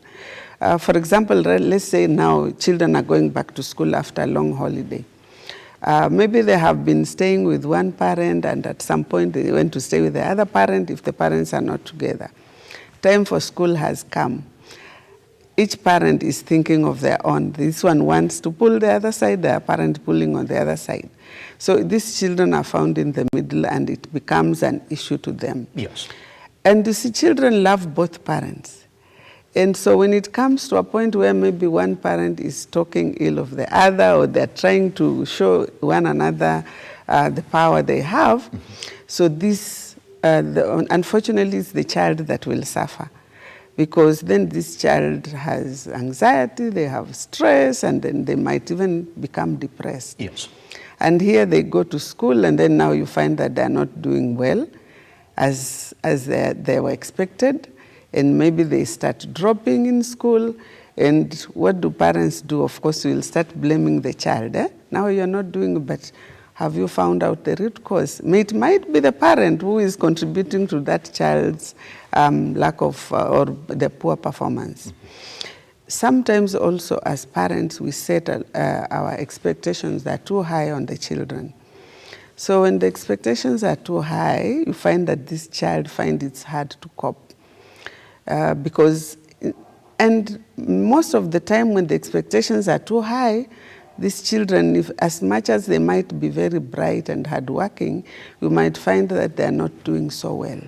And then you ask yourself, this is a bright child, why are they not performing well? To the level that I expect them to. So then it means that maybe they are so fearful, they are most of the time thinking about the outcomes.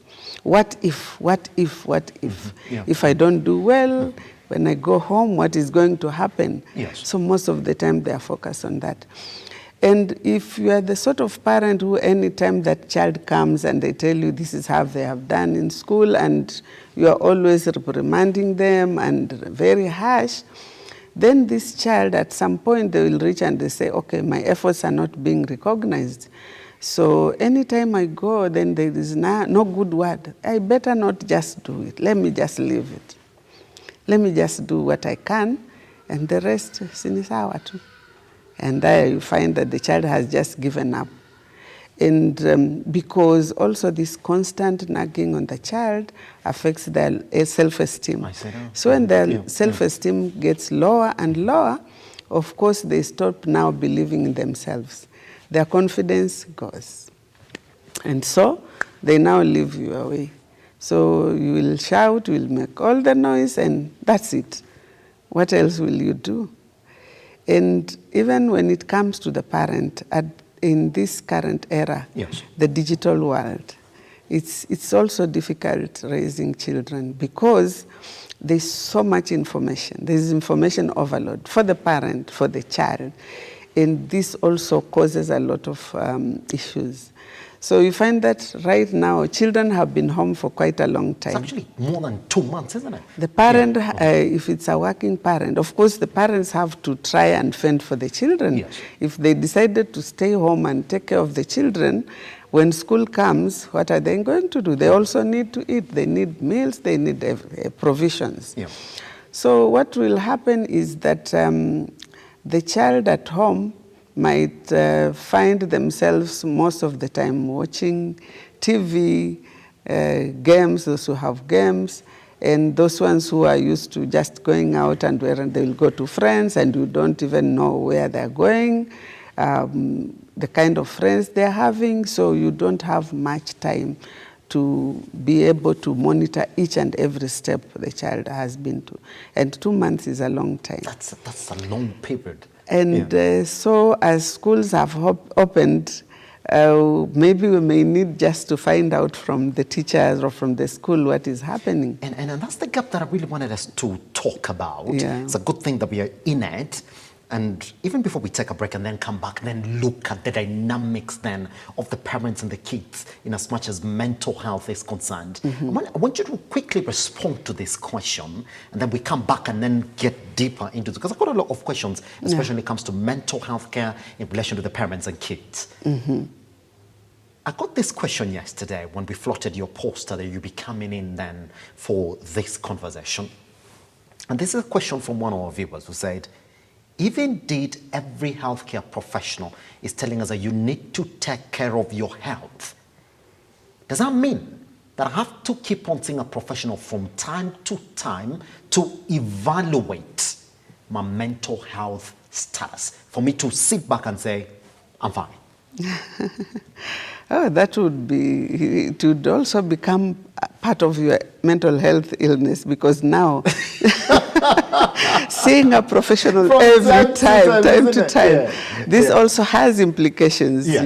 If you are paying money, it's an issue. Even the time, people don't have much time. So every time you're going to a mental health professional to see your doctor and all that. But the thing is, for a person to have, to take care of themselves, there are basic things that you can start with. First of all, taking care, the self-care is important. And how is it important? It starts with the basic things like the diet that you are having. If you have a balanced diet, it contributes to your well-being. Because then if you have a diet that is full of junk and all that, it also has its own implication on your health. Yeah. It involves physical activity for yourself. Let's say just having the sport that you like, an activity that you love doing. It could be just walking. It could be, if you love yoga, something that will help you just to feel it's for you. You're taking care of yourself that way. Taking time and sleep, first of all, is important. And people are so busy, they don't even have time to sleep. So if you have enough rest, you sleep properly, time to rest, because if you are working Monday to Sunday throughout and all that, you're bound to get tired. This is bound to affect your health, because we know that when we are stressed, there's a lot that's going on in our bodies, and it affects our systems, from endocrine system to the nervous system to the digestive system. Yes. So our systems in the body were made to work like a clock. Yeah? So if one is affected, of course, it affects the other system. Mm-hmm. So when that happens, then it affects our health. And then you find yourself sick. We are going to the hospital, you are sick. This back and forth, back and forth. And at times, maybe you will go to a professional, like a psychologist, a counselor, and then when you sit down and discuss, you find that, okay, it is just my lifestyle that is affecting me. Yes. Then you go back and just implement those measures and help yourself with that. Because at times there is so much it's overwhelming that you need to see a Constantly professional. seek a professional, isn't it? You can also talk to a friend. Before it gets worse, you talk to a friend. That interaction, your networks, having your social networks are good because they are a support system. So when you have a good support system, it helps to build your resilience. Supposing you have an issue, and I think that's why men are at a disadvantage. Most women would at least share with a friend what they are going through. And this is not just talking. Because when you share with a person who listens to you, you might find that that's it. They have listened to you and you feel like somebody cares, and maybe they help you with their suggestion here and there, and you're done. Yes. But also it depends on who, because you might be also sharing with somebody who has more issues than you, and they give you advice that is negative. Best advice. Yes, but at least you have a friend you can confide with. You take a break with a friend, you can have a cup of tea, you can go out once in a while, because self-care is very, very important. Because you just need, as a parent, you need to be well to be able to take care of the family, to be able to take care of the children. Because then your state will rub onto the children. If you are not well, you will transfer the same to the children, and that is not healthy for a family. Yeah. Once we come from this tiny break, I've now got the questions that have come in essentially on relating to kids. By the way, even the latest announcement, the Ministry of Education, that they are not going to do away with boarding schools. So kids will still go out for 3 months. You made them for 1 month, they go out again for 3 months. There's a lot of questions that came in between there on how you want to constantly then evaluate the mental state of your kids and yourself. For people, by the way, you only get to see what?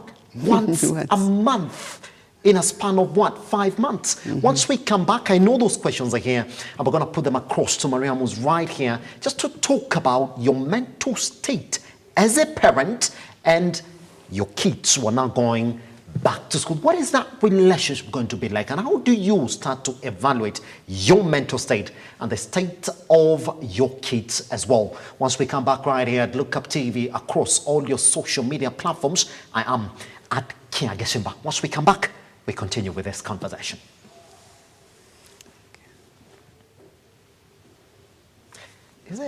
Is it not difficult in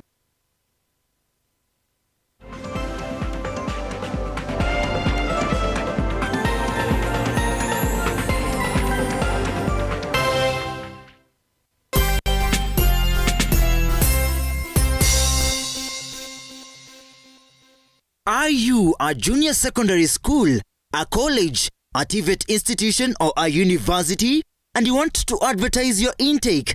Book now and advertise with us today on both Lookuptv and all our digital platforms. Call us today on 011 0430 158, 011 0430 158, or email us on sales@lookuptv.co.ke.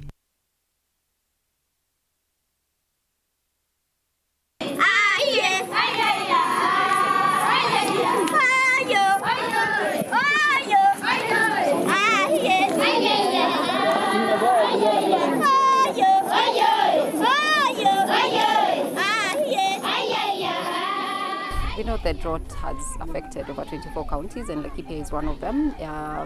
So we are hoping to give back, give them food that can sustain them as we try and see how we can mitigate the drought. Tunashukuru Loto kwa sababu si chakula peke yake wametuletea. Pia wamekumbuka ile kitu inafanya tupate hili janga la mvua kukosa, ni pia tumekosa miti.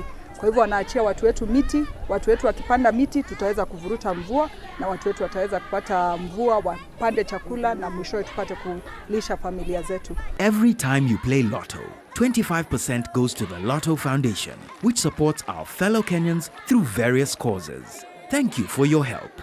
Together, we are changing lives.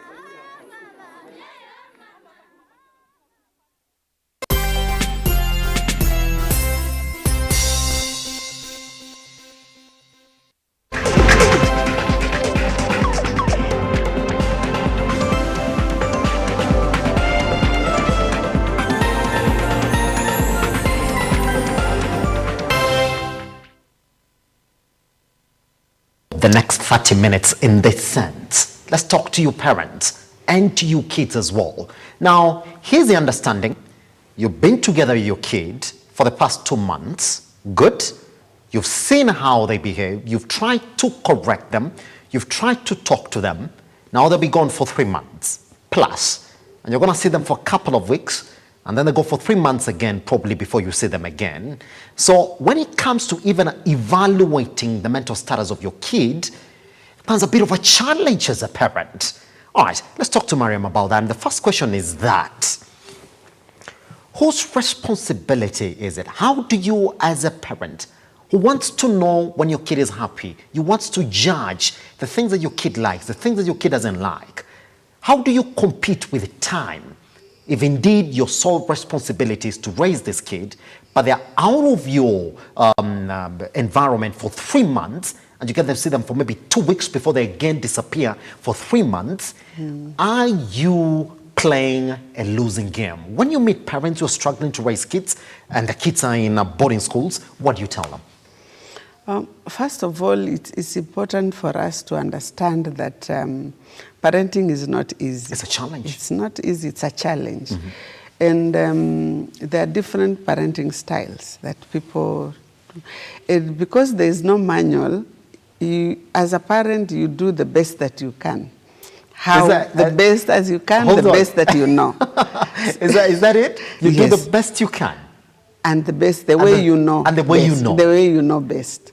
In the way you feel best. Starts there, ends there. Yes, because then you know that there are no set rules as to how you will parent your children. Are there no set rules? Set rules for everybody that is cross-cutting, that this is what you're supposed to do as a parent and all that. Because we live in the current environment, you can't compare to before. Yes. You agree that raising children before was, I think, a bit easy. Why? Because then the parent had more support from around, from the family and even from within the community. Because we are told that the raising of a child is the village, the role of the village. So everybody had a role in raising that child. But right now, it's your problem, it's your issue. So you do your best. And then as you raise your children, of course, there are those values that you set from the beginning. Yes.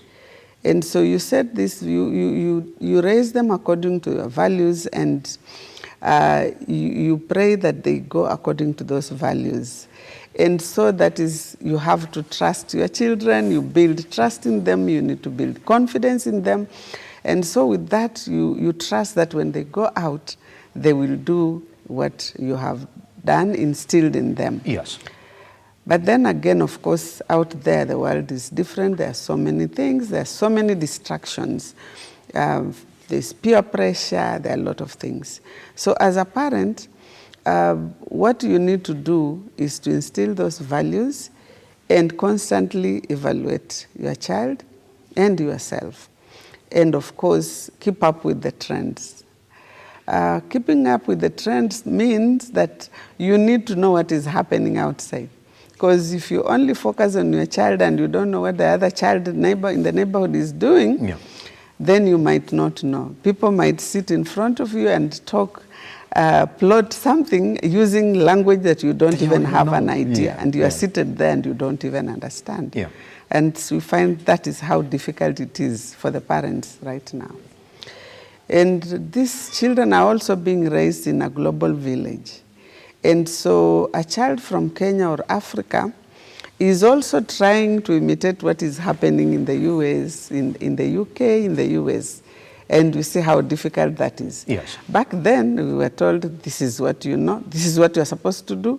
You are an African, you are a Kenyan child, if it's in the ethnic, this is what we do. Yes. And you have to follow. But right now, children are also questioning some of the things that we believe in.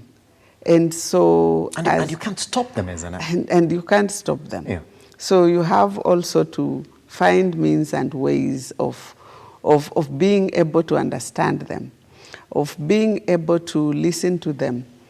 But above all, you need to give that guidance, because remember, you are the person who has direction. Yes. And so as the steward, you need to be in charge. You need to be the guide, the one giving guidance, giving them, because you know that if they go their way and if it's not the right way, it will still come back to you. Yes. When things get hot, they'll come back to you as a parent. That is now the thing. The other question that we went into when it came to this is that raising teenagers is quite a task as well. That's when even themselves do not understand what their emotional status is. And that's the I would say, the critical part of raising this kid. Yeah. As a parent, how do you then get along with this, I would say, a ping-pong state of emotions from these kids who you don't understand when they're happy? They might like something today, tomorrow they don't like it as well. And in relation to punishment as well. Because if you're going to raise young kids, then you got to also think about punishment. Is there a right punishment that is not going to interfere with the mental health for these kids? How do you get a balance? Yeah, getting the balance is the major issue. Teenagers, of course. Teenage is a state where even the teenager themselves do not understand. Yeah, there's so much going on inside them. And what they need most at this time is, first of all, understanding and a lot of patience from the parents or the caregivers. Patience. You will need a lot of patience. Because without patience, you also can become emotionally unstable. And you see, that's why it's very important for the parent to be psychologically, mentally balanced. Because if you are not, then it's going to make your condition worse. So you need to take care of yourself to be able to take care of your teenager. So as a parent, you need to be understanding. Once you understand, and you'll understand only when you listen. Yes. So you need to be able to listen, to understand, try and make sense of what they're doing or what they're talking about. And then, of course, you need also to be able to explain yourself to them, for them to understand how and where you are and how you are feeling and what it's, the implications. They need to understand that every action has a consequence. And so it is the responsibility of the parent to guide the child. Yes. At the same time, it's the responsibility of this child to also understand the parent, listen to their parent, because the parent is doing it in good faith. And so you need to reassure them that whatever you are saying, if it's a rule that you have set, of course, it's hard to. One of the things for the teenager is to break the rules. And this has been there, time immemorial. Breaking rules is there. So they will test your rules, is they that what will you're test, saying? Yes, they will break those rules. At some point, they will break those rules. And so as a parent, how are you supposed to react? Because that's also going to test your mental status, isn't it? Yes. Because you've set these rules, you've expected these kids that you have a responsibility to raise, would respect them, but here they are breaking them all over. How are you supposed to react from a psychological perspective? Yes. First of all, you need to understand that you are a human being, first of all, and then there is no that you are a human being, and that whatever is happening. This is where also parents need also to remember where they were, what they did. Or even themselves. Yes, because you might find a parent who is being extremely strict and over-judgmental, and maybe they were worse. Yeah? So this is a time where you need to reflect also. Yes. And reflection, I think, will now make you sit back and, first of all, sit back, think, and after you evaluate yourself, you evaluate the situation, and now come up with the right response. Yes. Because if you overreact, then it might make the situation worse. Unfortunately, that is now an issue also. It may make the situation worse. So It's important for both the parent and the youth, and the youth to be able to just put themselves in each other's shoe. For example, the child, they need the parent to talk to them in a manner that is clear, for them to understand that what they are doing might cause issues that will affect them. Exactly. And if that happens, then it's not good. They need to know that the parent is not doing it just out of malice. That's one thing they need to know. And at this age, they need a lot of reassurance. And for example, if it's bad company they are keeping, you don't just wake up and say, from today I don't want to see you with so-and-so. You might want to sit with them down and ask them about that friendship.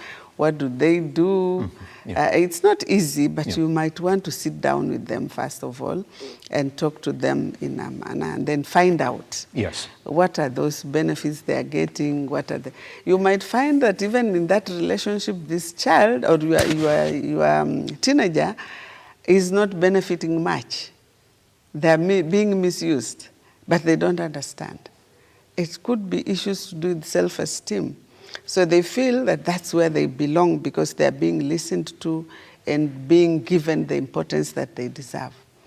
And maybe at home you are judging this child or this teenager every time you are telling them they're wrong, and every time you are telling them they're not important, they're useless and all that. And so they've found something that is, to them, that they feel they are being, the place they are being valued. Yes.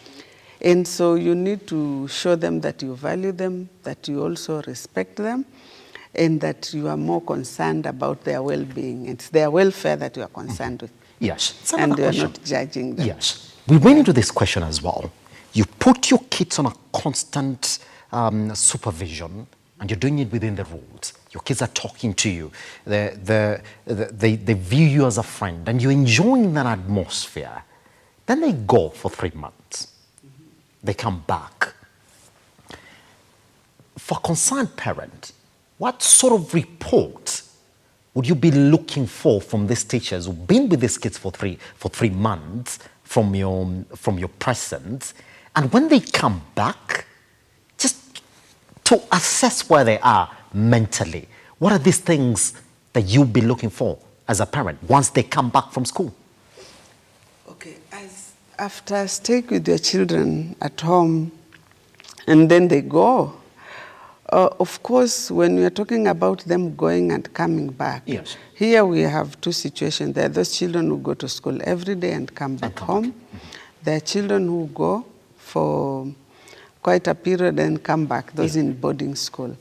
So if it's a child that is going to school, of course, daily and coming back, it will also depend on your schedule. There are parents who are so busy, by the time children come home, the parent has already left. Maybe they have their work schedule. There are parents who travel throughout. And so that's why we are saying that it's a challenging period. It's a challenge. These are challenging times to bring up children. And so after you have been with them and then now they go, those that keep coming daily, you want to find out from them how school has been. That's a conversation that you need to have with them. Yes, because this is now, after 2 months at home, and now you are in school. How was your day? How was day one? If you at least have time for that, it would also depend on your time. Is it periodically, weekly? Is it on a daily basis where you have even 5 minutes? It's all about the quality time spent. You might spend hours and not impact anything, but you might spend even 5 minutes and impact so much on your child. And so if you want to know how school was, then that is important, because you have, you want to know, you have the best interest at heart, and you want to find out how they were, how the whole situation has been. Remember, you are not only asking about the school performance or the classwork. Oh, that's the difference, isn't it? Because most of the time we are only interested, leo umesoma nini? What did you get in this, yes, in this what subject isn't did you it? do? How much, what did you get in this subject? but you are interested in the overall situation. Because most of the times we are focusing on the academics. And so the child will give you the academics. But do you even ask about the other situations? And that's where you find even children have been abused, even sexually. And you don't even know? Yes, because it's not something easy. They will just come and start popping it up. Because you've never bothered to even know how the experience was today in school, isn't it? Yeah. You might have bothered, but you didn't have that time to... because for such a thing, it doesn't just have to pop up immediately. It needs that you have an environment, even where you are talking to that child. Yes. For example, you have, let's say, boys and girls. There is a conversation that you can talk to them together. Then there is that conversation that you can have with each gender separately. It's also important. Because then you might find that the girl is telling you, this is what happened and this is what happened. The boy might also want to tell you in their own errand they don't want the other child to listen to. Yeah? So it's important also to have in consideration such issues as being sensitive to the child's needs. And so as you want to find out what happened, and then if they tell you what happened, and if there's something, maybe let me say they tell you it was challenging, I didn't like this and this, then they just need your reassurance, your support. If it's something that needs solving, then you might want to solve it with the school or the teacher. And also it's important for parents to have good relations in school with the teacher, to have time. Yeah, you don't just drop your child at the gate every day and go. And just go. From primary until they finish high school, you drop them and you don't even know the teacher. You might find that if you have a close relationship with at least one or two, especially the class teacher, there is more that you can learn from them. Which is quite an important aspect in understanding how your kid is away from you, isn't it? And when it comes to punishing, you talked about how do we punish and is it important to consider these things. It's very important, of course. Right now in Kenya, corporal punishment, of course, is no longer, because it doesn't work in most cases. So when it comes to punishment and reward, you have the punishment and reward scheme. Simple things. And these have to start from the beginning. So it just can't be about punishment. There has to be a balance that you achieve with a reward. Yes. Supposing today, I never knew that. Supposing today, your child comes home, they didn't do well, and you reprimand them. Why didn't you do this and all that? And that's it. You don't even tell them why you're concerned. And also it's important for parents to remember that when a child does something wrong, it is the behavior that you need to address and not the child themselves, the person. For example, you say, you are such a bad boy, such a bad girl. They did something, that was very wrong.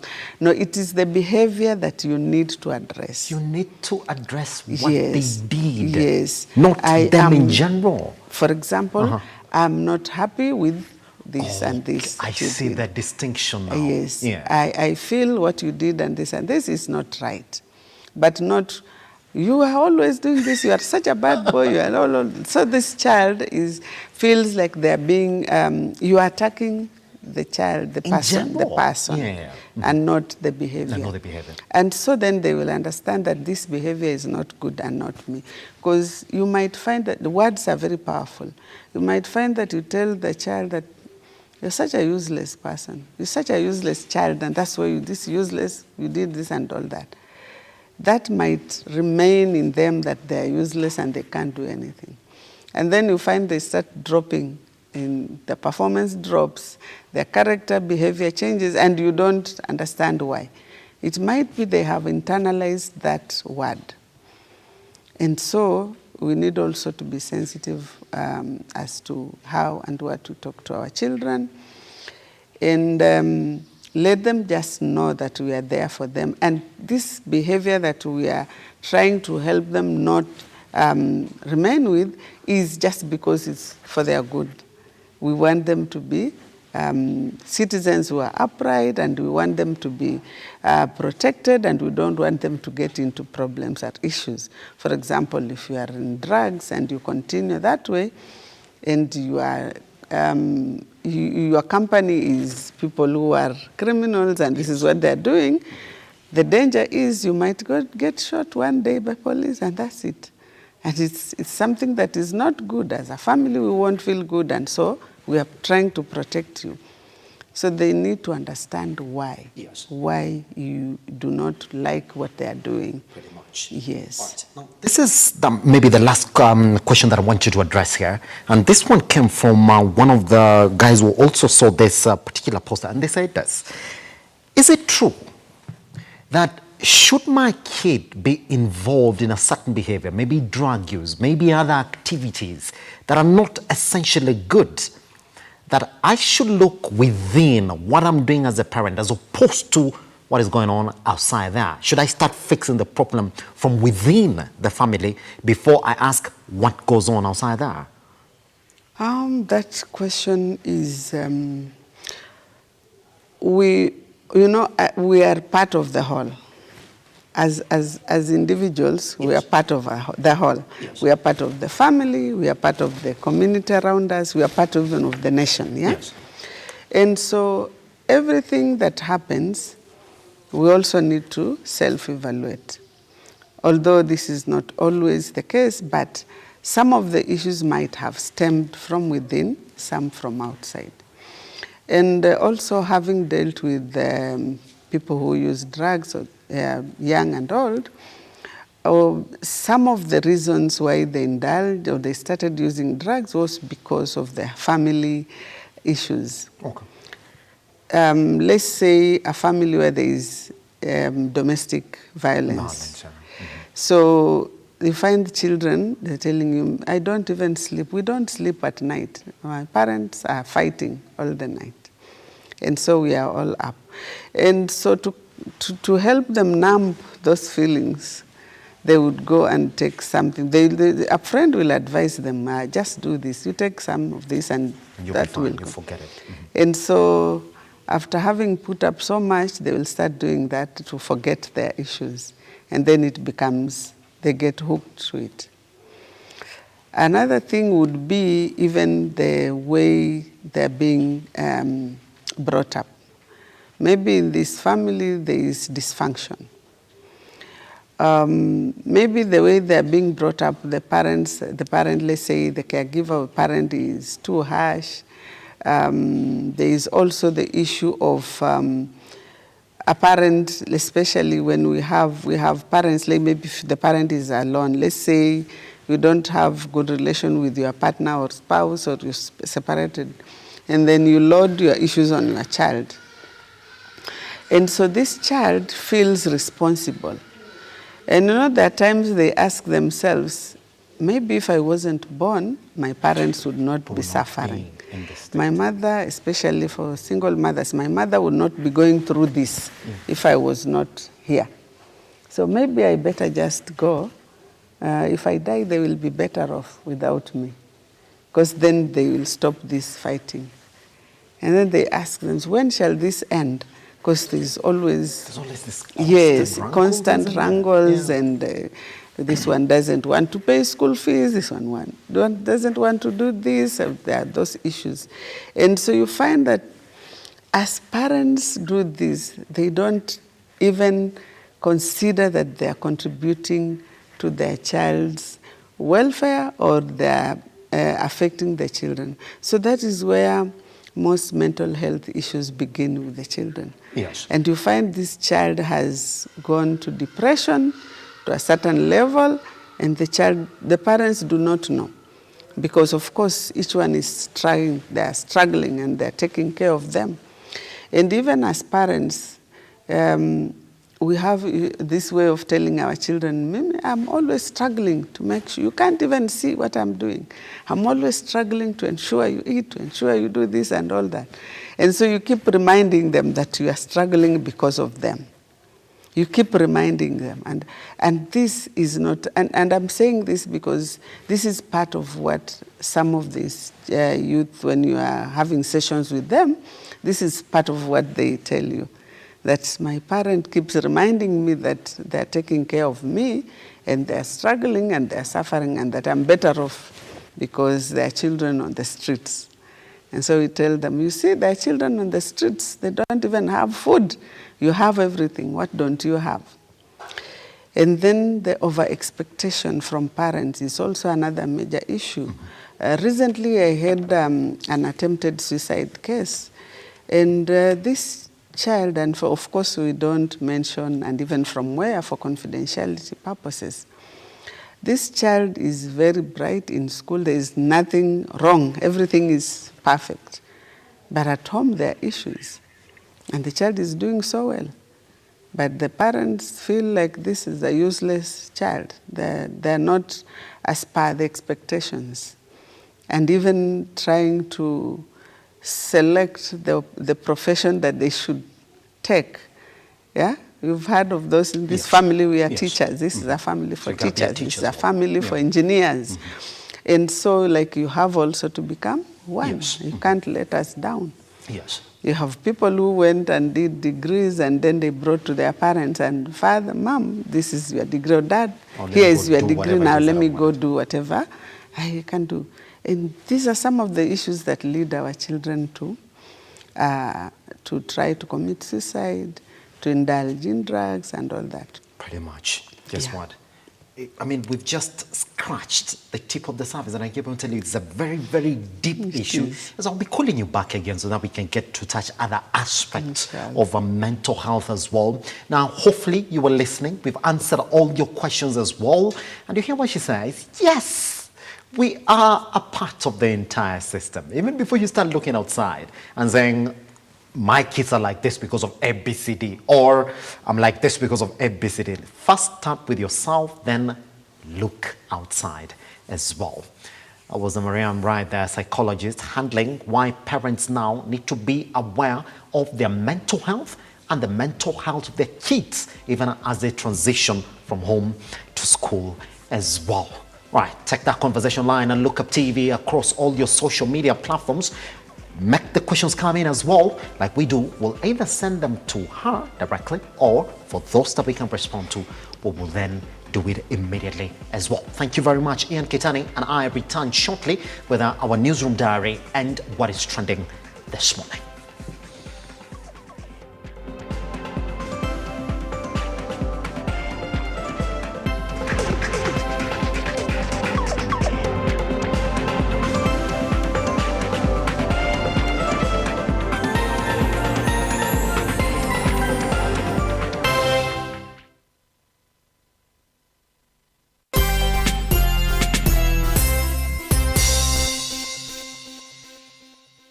Are you a junior secondary school, a college, a TVET institution, or a university, and you want